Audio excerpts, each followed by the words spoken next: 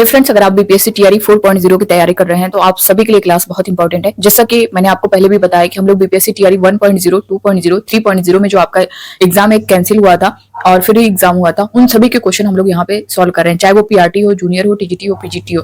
जैसा कि अगर आपने इससे पहले की क्लास ली होगी तो मैंने आपको बताया भी है, पीआरटी के क्वेश्चन जो है आपका पीजीटी टीजीटी में कर दिया है और टीजीटी पीजीटी वाला क्वेश्चन जो है आपका पीआरटी कहीं 6 to 8 में पूछ लिया है। तो इसलिए सारी चीजें हम लोग डिटेल में देखते हुए चल रहे हैं। चाहे आप जिस वर्ग की भी प्रिपरेशन कर रहे हो, चाहे पीआरटी की, चाहे 6 to 8 की या फिर टीजीटी पीजीटी की, सभी क्वेश्चन आपको सॉल्व करना जरूरी है। अगर सब कुछ सॉल्व करेंगे तो फिर जो है आप एक अच्छा स्कोर करके आएंगे।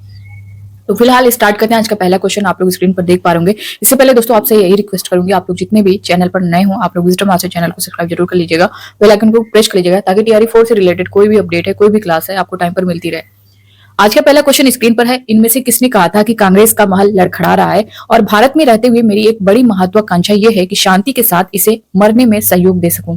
ऑप्शन ए में दिया गया डफरिन, बी है मिंटो, सी है कर्जन, डी है उपयुक्त में से एक से अधिक, ई है उपयुक्त में से कोई नहीं।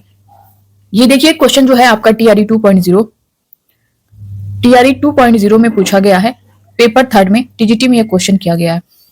तो आप लोग भी अगर आपको आंसर पता होगा तो आप लोग भी अपने आंसर करिएगा। एक बड़ी महत्वाकांक्षा यह है कि शांति के साथ इसे मरने में सहयोग दे सकूं। ये किसने कहा था, ये आपको बताना है। देखिए ये कहा था तत्कालीन ब्रिटिश गवर्नर जनरल कर्जन ने। सी वाला ऑप्शन आप देख सकते हैं, ये करेक्ट हो जाएगा। इन्होंने ही कहा था कि कांग्रेस का महल लड़खड़ा रहा है और भारत में रहते हुए मेरी एक बड़ी महत्वाकांक्षा यह है कि शांति के साथ इसे मरने में सहयोग दे सकूं। तो इसका जो करेक्ट आंसर हो जाएगा ये कर्जन हो जाएगा। इन्होंने ही कहा था, ठीक है। कर्जन का कार्यकाल अगर देखें तो ये 1899 से जो है ये 1905 तक जो है इनका कार्यकाल रहा है। नेक्स्ट क्वेश्चन देखते हैं।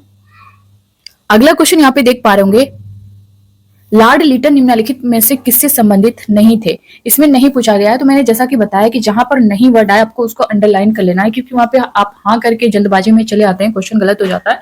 ऑप्शन ए में दिया गया स्ट्रेटजी कमीशन, बी है शस्त्र अधिनियम, सी है vernacular press act, Ilbert bill. ये आपका 69 बीपीएससी का जो प्री का एग्जाम हुआ था उसमें किया गया है। लॉर्ड लिटन निम्नलिखित में से किससे संबंधित नहीं है, ये आपको बताना है। देखिए लॉर्ड लिटन का जो संबंध है ना वो इल्बर्ट बिल से नहीं है। डी वाला ऑप्शन यहाँ पे करेक्ट हो जाएगा। इल्बर्ट बिल जो है 1883 में प्रस्तावित एक विवादास्पद विधेयक था जिसमें वरिष्ठ भारतीय न्यायाधीशों को यूरोपीय अपराधियों की सुनवाई करने की अनुमति देने की मांग की गई थी। तो इसमें नहीं पूछा है तो हमें नहीं बताना है, तो डी वाला ऑप्शन इसका करेक्ट हो जाएगा। अगला क्वेश्चन यहाँ पे है कि भारत सरकार अधिनियम 1935 को किसने गुलामी का चार्टर बताया। ऑप्शन फर्स्ट दिया गया महात्मा गांधी, बी है नेताजी सुभाष चंद्र बोस, सी है मौलाना हसरत मोहानी, डी है उपयुक्त में से एक से अधिक, ई है उपयुक्त में से कोई नहीं। ये आपका क्वेश्चन जो है टीआरई 2.0 में 15 दिसंबर 2023 को पूछा गया है पीजीटी में। तो आप लोग भी अपने आंसर करिए। भारत सरकार अधिनियम 1935 को किसने गुलामी का चार्टर बताया। देखिए भारत शासन अधिनियम 1935 की अगर बात करें हम लोग यहाँ पे तो 1935 को दास्ता गुलामी का चार्टर जवाहरलाल नेहरू ने कहा था। यहाँ पे आप देख सकते हैं जवाहरलाल नेहरू ऑप्शन में है ही नहीं, यानी ई वाला ऑप्शन यहाँ पे करेक्ट हो जाएगा, ठीक है। ये किसने कहा था, जवाहरलाल नेहरू ने कहा था। इसके साथ ही उन्होंने इसे एक कार जिसमें ब्रेक तो है पर इंजन नहीं है ये भी कहा था। तो आप लोग इसे भी याद रखिएगा कि एक कार जिसमें ब्रेक तो है पर इंजन नहीं है ये भी उन्होंने ही कहा था, यानी जवाहरलाल नेहरू ने कहा था। तो ये भी आप याद रखिएगा। नेक्स्ट क्वेश्चन यहाँ पे देखते हैं। किस तिथि को अगस्त क्रांति 1942 के दौरान लिन लिथगो ने पटना एवं इसके आसपास की भीड़ पर गोली चलाने का आदेश दिया था। किस तिथि को अगस्त क्रांति 1942 के दौरान लिन लिथगो ने पटना एवं इसके आसपास की भीड़ पर गोली चलाने का आदेश दिया था। 5 अगस्त या फिर 15 अगस्त या फिर 25 अगस्त। डी है उपयुक्त में से एक से अधिक, ई है उपयुक्त में से कोई नहीं। ये आपका बीपीएससी टीआरई 1.0 में क्वेश्चन ये आपका किया गया है, पेपर सेकंड शिफ्ट सेकंड। देखिए अगर अगस्त क्रांति 1942 के दौरान जो है 11 अगस्त 1942 को लिन लिथगो ने पटना और उसके आसपास की भीड़ पर गोली चलाने का आदेश दिया था। इस घटना में शहीद होने वाले सभी छात्र थे। ये भी पूछता है शहीद होने वाले जो कौन थे, तो ये सभी जो है छात्र थे। इस घटना को पटना गोलीकांड के नाम से भी जाना जाता है। क्या, पटना गोलीकांड, ये पॉइंट आप याद रखिएगा। इस घटना को पटना गोलीकांड के नाम से भी जाना जाता है, ये याद रखिएगा। तो फिलहाल इसका जो करेक्ट आंसर होगा वो ई होगा, उपयुक्त में से कोई नहीं, क्योंकि 11 अगस्त 1942 को हुआ था, तो इसमें कोई ऑप्शन करेक्ट नहीं है। ठीक है, नेक्स्ट क्वेश्चन देखते हैं। अगला क्वेश्चन है, भारत में वो महान एकता करता था जिसने केवल दूसरों को सहिष्णु ही नहीं बनाया अपितु उनको अपने मित्रों और साथियों में आपसी जिम्मेदारी के साथ भी स्वीकार करवाया था। ये किसने कहा है? ऑप्शन ए में दिया गया बाल गंगाधर तिलक, बी है सुभाष चंद्र बोस, सी है राजेंद्र प्रसाद, डी है उपयुक्त में से एक से अधिक, ई है उपयुक्त में से कोई नहीं। ये आपका टीआरई 3.0 में 6 to 8 में ये क्वेश्चन किया गया है। 21 जुलाई 2024 को जो एग्जाम हुआ था, यानी जूनियर का जो एग्जाम हुआ था 6 to 8 वालों का, इसमें जो है ये क्वेश्चन किया गया है। इसमें किसने ये कहा था ये आपको बताना है। देखिए, जवाहरलाल नेहरू ने कहा था महात्मा गांधी को श्रद्धांजलि देते हुए यही कहा था कि भारत में वो महान एकता करता था जिसने केवल दूसरों को सहिष्णु ही नहीं बनाया अपितु उनको अपने मित्रों और साथियों में आपसी जिम्मेदारी के साथ भी स्वीकार करवाया था। तो जवाहरलाल नेहरू यहाँ पे ऑप्शन में है ही नहीं, इसलिए आपका जो ऑप्शन होगा ई वाला करेक्ट हो जाएगा, उपयुक्त में से कोई नहीं। तो आप डिटेल जाने रहेंगे तभी कर पाएंगे, क्योंकि आपने देखा होगा कई क्वेश्चन का जो आंसर है वो ई है, यानी none of the above.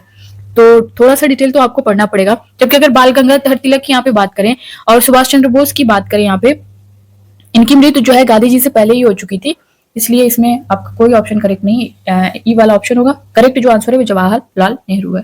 Next question देखते हैं, दक्षिण अफ्रीका में महात्मा गांधी किस स्थान से कार्यकर्ताओं की मार्च यात्रा का नेतृत्व कर रहे थे? दक्षिण अफ्रीका में महात्मा गांधी किस स्थान से कार्यकर्ताओं की मार्च का नेतृत्व कर रहे थे? ऑप्शन ए में दिया गया डरबन से ट्रांसवाल तक, बी है न्यू कैसल से डरबन तक, सी है न्यू कैसल से ट्रांसवाल तक, डी है उपयुक्त में से एक से अधिक, ई है उपयुक्त में से कोई नहीं। ये भी आपका 6 to 8 जूनियर में पूछा गया है, जो आपका एग्जाम कैंसिल हुआ था, यानी टीआरई 3.0 का जो एग्जाम कैंसिल हुआ था उसमें क्वेश्चन किया गया था। देखिए, 1913 में दक्षिण अफ्रीका के एक कोर्ट ने ईसाई रीति रिवाज से नहीं हुई शादियों को अवैध करार दिया और महात्मा गांधी ने 6 नवंबर 1913 को इस दमनकारी कानून के खिलाफ द ग्रेट मार्च का नेतृत्व किया। यह मार्च जो है नटाल और ट्रांसवाल के मध्य किया गया था। कब, कहां से कहां तक? नटाल से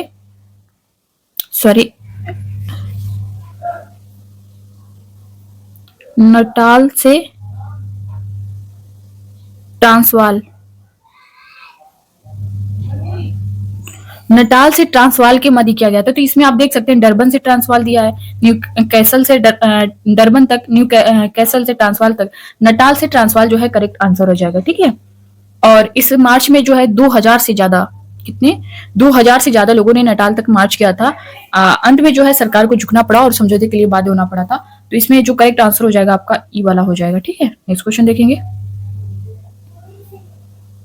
अगला क्वेश्चन यहाँ पे दिया गया, भारत के राष्ट्रीय पुस्तकालय ने अपनी यात्रा किसके उद्घाटन के साथ शुरू की? भारत के राष्ट्रीय पुस्तकालय ने अपनी यात्रा किसके उद्घाटन के साथ शुरू की, ये बताना है।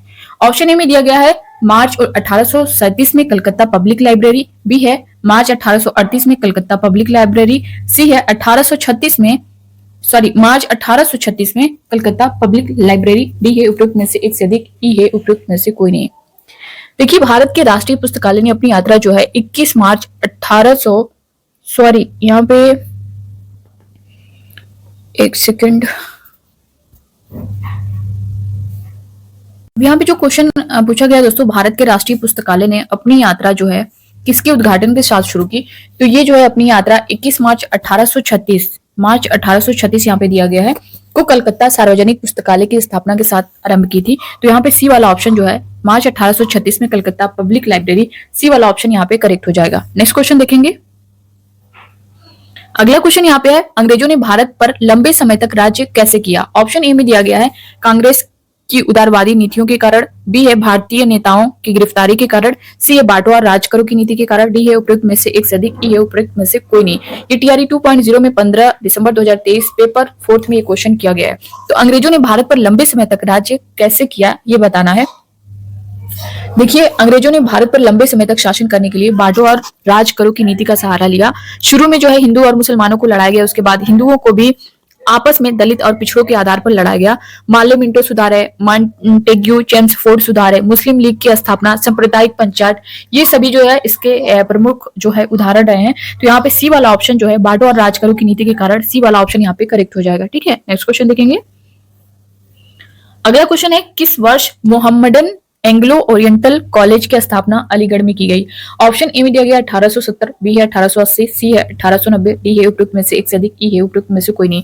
तो किस वर्ष जो है मोहम्मदन एंग्लो ओरिएंटल कॉलेज की स्थापना अलीगढ़ में की गई? तो ये देखिए 1877 में, यहाँ पे 1877 दिया ही नहीं गया है, ये वाला करेक्ट हो जाएगा। ये आपका टीआरई 3.0 में पीआरटी में भी ये क्वेश्चन किया गया है 20/7/2024 को, और बीपीएससी टीआरई 2.0 में भी क्वेश्चन ये 7 दिसंबर 2023 को शिफ्ट सेकंड, यानी ये क्वेश्चन आपका देखिए सेम यही क्वेश्चन आपका टीआरई 3.0 में पीआरटी में किया गया है, और यही क्वेश्चन 2.0 में जो है आपका टीजीटी में क्वेश्चन किया गया है। तो दोनों में 2 बार ये क्वेश्चन आ चुका है।